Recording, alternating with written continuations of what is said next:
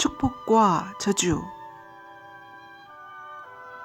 땅에 충만하고 땅을 정복하라는 전인류적 사명감으로 노아의 가족들은 열심히 땅을 개간하기 시작합니다.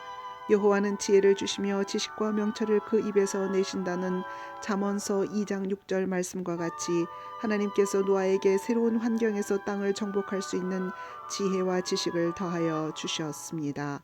창세기 9장 20절에 노아가 포도나무를 심었다고 하시는데 해마다 농사는 대풍년이 들었고 포도도 엄청나게 수확했습니다. 어느 날 노아는 포도주를 마시고 취하여 자기 장막 안에서 벌거벗었다고 창세기 9장 21절에 말씀하십니다. 노아가 술에 취하는 실수를 저지르지만 이 실수는 하나님의 교훈을 담고 있습니다. 사전에서 허물이라는 단어는 그릇 저지른 실수라는 뜻이며 실수란 단어의 뜻은 부주의로 잘못을 저지르는 것이라 합니다. 그러므로 실수와 허물이란 단어는 어느 정도 같은 맥락으로 이해해야 할 것입니다. 인간은 누구나 예외 없이 본래 실수하는 특성을 가진 존재입니다. 넘어지는 실수를 반복하면서 아이가 걷기를 배우는 것처럼 무수히 실수하면서 원리를 터득하고 완성을 향해 가는 것이 인간이라는 점을 간과하지 말아야 할 것입니다. 좀 더 나아지기를 원한다면 실수를 통해 온전함을 향해 가도록 사랑으로 덮어 도와주며 판단과 비난 대신 격려하라는 것이 예수 그리스도께서 가르쳐 주신 사랑의 힘입니다. 하나님께서는 허물을 덮어주는 자는 사랑을 구하는 자요 그것을 거듭 말하는 자는 친한 것을 이간하는 자니라고 말씀하시며 허물을 덮어주는 것이 자기의 영광이라고 잠언서 17장 9절과 19장 11절에 말씀하십니다. 당대의 의인이었던 노아의 실수에 대하여 셈과 야벳처럼 허물을 덮어줌으로써 하나님의 사랑을 나타내야 한다는 것입니다.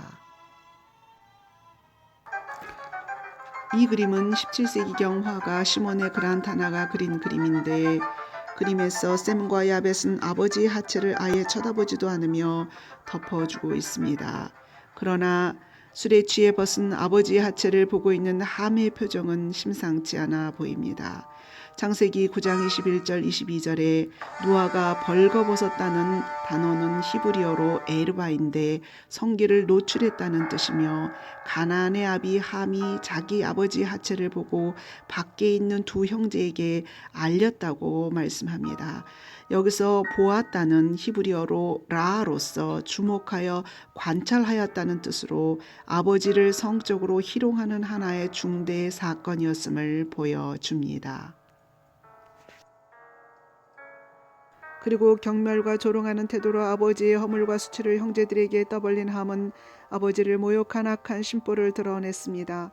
특별히 여러 아들들 중에 가나안의 아비 함이라고 지목한 막내 아들 가나안의 후손들은 시돈에서부터 그라를 지나 소돔과 고모라와 아드마와 스보임을 지나 라사까지 퍼져 살았다고 창세기 10장 19절에 말씀합니다. 주께서 또 이르시되 소돔과 고모라에 대한 부르짖음이 크고 그들의 죄가 심히 중하다고 창세기 18장 20절에 말씀하시므로 소돔과 고모라를 멸망시키셨습니다.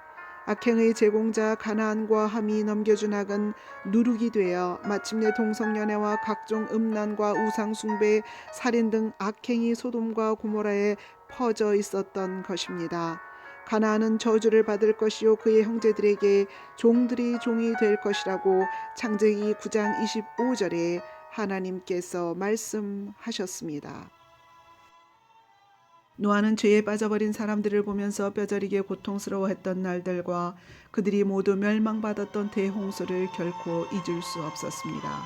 뿐만 아니라 인류의 역사를 다시 만들어가야 할 인류의 시조가 된 아들들을 보며 그들을 통해서 앞으로 인류가 창대케 되는 하나님으로부터 받은 꿈과 비전도 명심하고 있었습니다. 그런데 함과 그의 아들 가나안의 악행은 물심판받고 멸절한 사람들의 악행과 동일했던 것입니다.